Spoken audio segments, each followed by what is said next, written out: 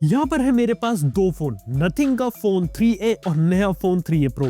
दोनों के अंदर देखेंगे कि एग्जैक्टली में डिफरेंस क्या है, क्या सिमिलर चीजें हैं और क्या ये नथिंग के जो फोन 3A सीरीज है क्या वर्थ इट है कि नहीं है। आज इस वीडियो में इसको पता लगाने वाले हैं। सबसे पहले तो एक बात कि यार दोनों फोन बहुत ही ज्यादा आइडेंटिकल हैं, लेकिन बैक देख के फर्क बिल्कुल बता सकते हैं। फोन 3 के बारे में बात करें तो ये फोन 2A जैसा ही लगता है, बस ऐसा लगता है कि कैमरा मॉड्यूल के अंदर एक कैमरा और डाल के इसको बड़ा कर दिया गया। ये एक चीज है जो नथिंग फोन 3A को यहाँ पे थोड़ा अलग बनाती है। जबकि फोन 3A प्रो को अगर मैं देखूं तो पीछे लगता है कि यार पीछे कौन सी चीज बना दी इन्होंने, पीछे इतना अजीबोगरीब लगता है, ऐसा लग रहा है कि स्टार वॉर्स की दुनिया का कोई गैजेट यहाँ पर ले आए। बात बिल्कुल सही है क्योंकि इसके अंदर कैमरा मॉड्यूल के अंदर चेंज किए गए हैं और हाँ, इसका कैमरा मॉड्यूल थोड़ा सा बड़ा और कैमरा बम्प आपको बड़ा सा देखने को मिलता है। पीछे का रीजन सिंपल सा है कि यहाँ पर आपको एक पेरिस्कोप बेस्ड जूम लेंस देखने को मिलता है। जो जूम लेंस है वो यहाँ पे इंटीग्रेट किया गया और पेरिस्कोप टेक्नोलॉजी को यूज किया गया, जिस कारण से कैमरा बम्प तो इन्हें क्रिएट करना था। क्योंकि देखा तो दोनों फोन की थिकनेस, साइज, सारी चीजें सिमिलर है, तो उनको यहाँ पे एक डिफरेंशिएटिंग फैक्टर क्रिएट करना था।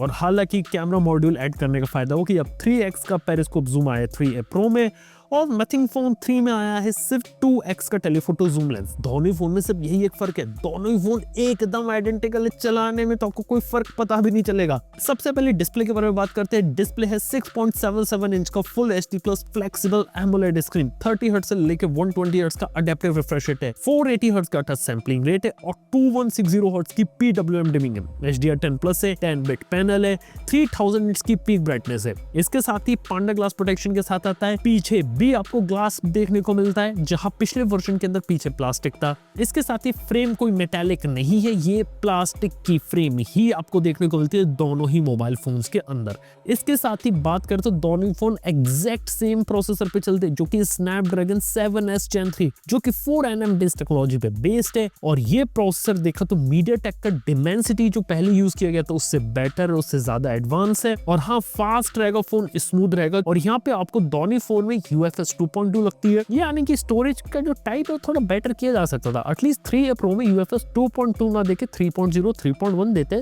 तो अच्छा लगता है यार। 2.2 थोड़ी सी आउटडेटेड यहाँ पर लगती है। इसके साथ ही दोनों फोन चलाने में बहुत ही ज्यादा मस्त लगते हैं। यहाँ पे नथिंग OS ऑपरेटिंग सिस्टम के साथ आते हैं, जो कि Android 15 पे बेस्ड है और मल्टीपल अपडेट्स यहाँ पर लोग ले चुके हैं। मोबाइल फोन को जब से बॉक्स से निकाला है तो आपको मल्टीपल अपडेट्स देखने को मिले। और हाँ, डब्बे की बात करें तो डब्बे में सिर्फ USB Type-C केबल है और एक आपको सिम इजेक्टर टूल देखने को मिलता है जो कूल लगता है, लेकिन डब्बे में कोई भी चार्जर नहीं है। लेकिन फोन यहाँ पे 50 वॉट की वायर्ड चार्जिंग को प्रोवाइड करता है। मेरी नजर में फोन के साथ अगर चार्जर बंडल करना शुरू कर दे तो एक अच्छी चीज ही रहेगी। ऊपर से फोन के अंदर 5000 mAh की बैटरी, कोई सिलिकॉन कार्बन यूज नहीं कर रहे हैं। सिंपल जो नॉर्मल बैटरी रहती है वही आपको देखने को मिल रही है और कोई वायरलेस चार्जिंग का सपोर्ट यहाँ देखने को नहीं मिल रहा है। इसके साथ ही अपडेट में बात करें तो यहाँ पर आपको 3 ईयर के एंड्रॉइड वर्जन के अपडेट और 6 ईयर के सिक्योरिटी पैचेस के अपडेट है। ये चीज दोनों ही फोन के साथ बिल्कुल ही ज्यादा ट्रू है और जो दोनों ही फोन रहते हैं ना, वो देखने पकड़ने में काफी ज्यादा स्ट्रॉन्ग और सूटेबल लगते हैं। इसके साथ एक बात है कि कंटेंट कंजम्पशन के हिसाब से भी वीडियोस वगैरह देखने में मजा आएगा और HDR का प्लेबैक और ब्राइटनेस लेवल्स मेरे को इसके काफी ज्यादा सही लगे, तो वहां पे कोई दिक्कत नहीं है।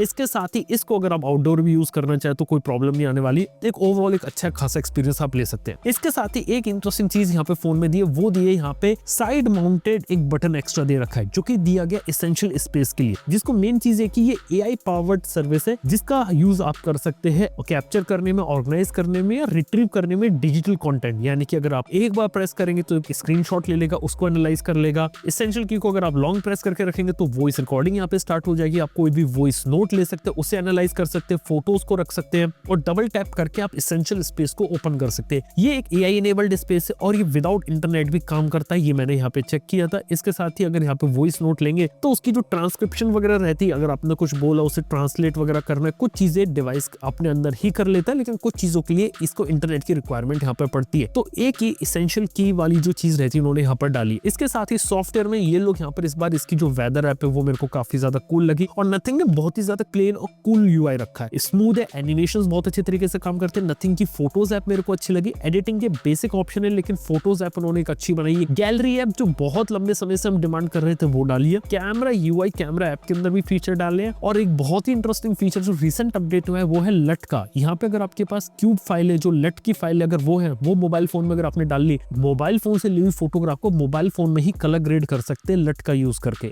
तो वो एक इंटरेस्टिंग चीज है। थोड़ी कॉम्प्लेक्स है, फोटोग्राफर्स इस चीज को समझेंगे, लेकिन वो भी एक एडवांस फीचर उन्होंने यहाँ पर डाल दिया। इसके साथ ही बेसिक 4K 30 FPS में रिकॉर्डिंग करता है। और दोनों जो फोन रहते हैं ना, उनके अंदर जो कैमरा सेटअप है उसके अंदर एक मेजर चेंज किया गया है, जैसे कि 50 MP का मेन कैमरा है 1.88 अपर्चर के साथ। ये सैमसंग का सेंसर है, OIS के साथ आता है। दोनों फोन में मेन कैमरे का सेंसर सेम है, जो देखने में काफी सही है और अच्छी फोटोग्राफ यहाँ पे ले सकता है। लाइटिंग कंडीशन है तो अच्छा है। 8 MP का अल्ट्रा वाइड कैमरा, वो मेरे को थोड़ा मीडियोकर लगा, वो इतना खास मेरे को पसंद नहीं आया टू बी ऑनेस्ट। लेकिन मेरे को जो टेलीफोटो जूम लेंस है दोनों फोन का इंटरेस्टिंग है। लेकिन सच बात बताऊं, 3A Pro में टेलीफोटो जूम लेंस वाकई में बेटर है। देखो उसके पीछे का रीजन है, नथिंग फोन 3A में आपको 50 MP का सैमसंग का सेंसर मिलता है with 2x telephoto zoom lens के साथ। इसका यूज करके आप पोर्ट्रेट वगैरह में फोटोग्राफ ले सकते हो। लेकिन वहीं आपको 3A Pro में सोनी का LYT सेंसर है 600, जो आमतौर पे फ्लैगशिप में देखा जाता है, और ये 3x टेलीफोटो जूम के साथ आता है। और हाँ, डिफरेंस आता है पोर्ट्रेट फोटोग्राफ। अगर आप 2x या 3x में फोटोग्राफ लेंगे तो आप नथिंग 3A Pro से बेटर क्वालिटी की फोटोग्राफ ले पाएंगे। उनके अंदर एक बेटर ऑप्शन मिलेगा। नथिंग 3A में भी फोटोग्राफ ले लेगा, लेकिन हाँ, थोड़ी सी बेटर आपको 3A Pro में मिलेगी।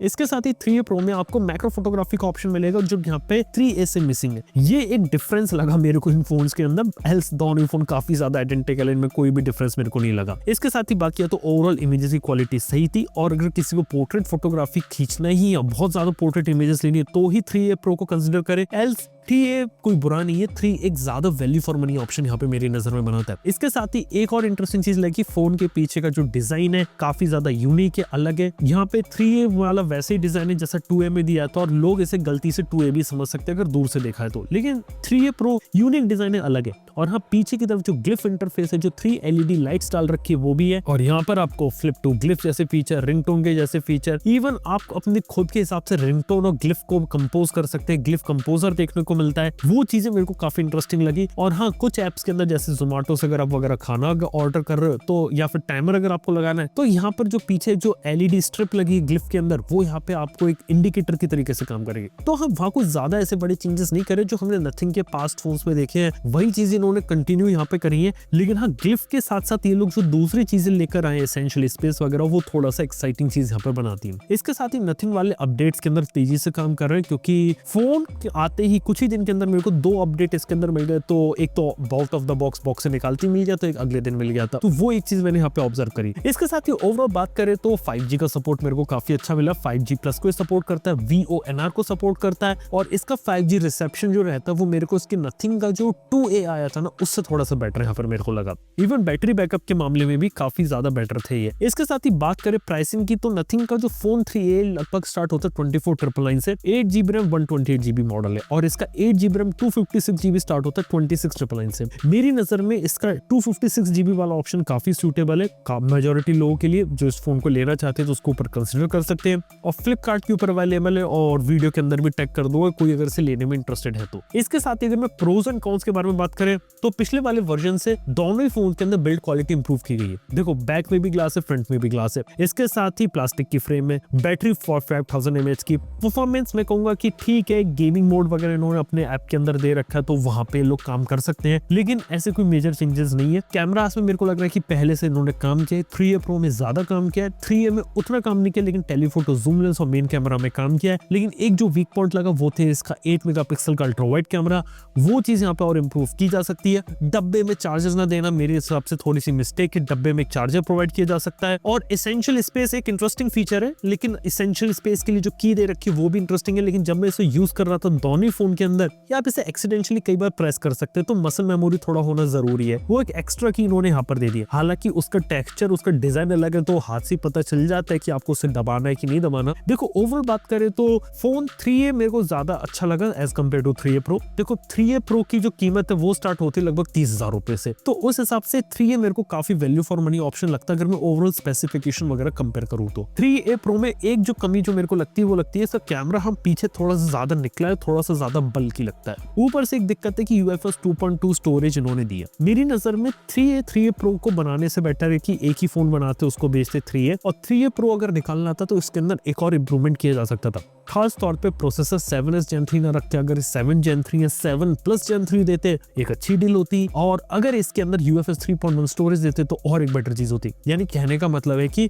फोन का आपने डिजाइन चेंज कर दिया, कैमरा में एक पेरिस्कोप जूम लेंस लगा दिया, लेकिन अगर एक चिपसेट भी अगर एक अपग्रेड कर देते, एक बेटर प्रोसेसर, बेटर परफॉर्मेंस भी अगर आप देते तो एक अच्छा आउट लगता मेरे को। इसके साथ ही वायरलेस चार्जिंग भी यहाँ पे मिसिंग है। नथिंग फोन 1 में थी, 2 में थी, शायद फोन 3 में दे, फ्लैगशिप में इन लोग रखे, तो वो एक चीज है। इसके साथ ही और एक बात करना चाहूंगा कि नथिंग फोन 3A से कंफर्म हुआ कि नथिंग फोन 3 शायद आपको जल्दी देखने को मिले। मेरे को लगता है कि नथिंग फोन 2 में जो सबसे बड़ा डाउनसाइड जो था उसमें कोई भी टेलीफोटो जूम लेंस नहीं था, लेकिन अगर नथिंग 3A में अगर ये टेलीफोटो जूम लेंस डाल सकते हैं तो नथिंग फोन 3 में भी तो आ ही सकता है। देखते हैं नथिंग फोन 3 में क्या रहता है। यहाँ पे नथिंग वाले काफी सही काम कर रहे हैं, इंटरेस्टिंग प्रोडक्ट बनाए हैं और दोनों के अंदर इन्होंने काफी बैलेंस्ड अप्रोच रखी है। फोन के अंदर कैमरा के ऊपर थोड़ा फोकस किया है, थोड़ा AI के ऊपर फोकस किया है, सॉफ्टवेयर के ऊपर फोकस किया है, UI एलिमेंट्स के अंदर किया है, और नथिंग OS 3rd वर्जन के अंदर काफी ज्यादा मैच्योर यहाँ पर हो गया है। बाकी अगर दोनों में से अगर आप मेरी चॉइस अगर आप देखोगे तो अभी के लिए तो फोन 3 है। हालांकि मेरे को लग रहा है कि कई लोग डिजाइन के कारण या पेरिस्कोप के कारण फोन 3A Pro को भी लेना पसंद करें। बाकी आप लोग नीचे कमेंट में क्यों नहीं बताते